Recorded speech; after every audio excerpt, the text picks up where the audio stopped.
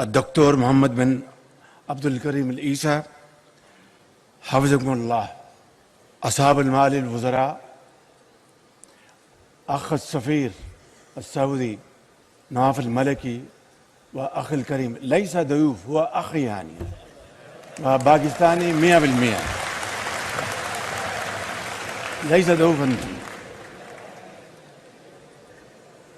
وأصحاب الفضيلة العلماء، أصحاب السعادة، أيها الحفل الكريم، يطيب لنا جميعا حكومة وشعبا أن نرحب بكم من قلبي، فأهلا وسهلا ومرحبا.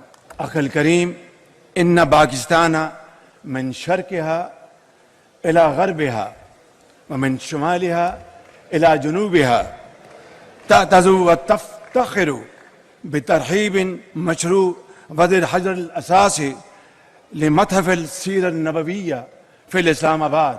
شكرا جزيلا.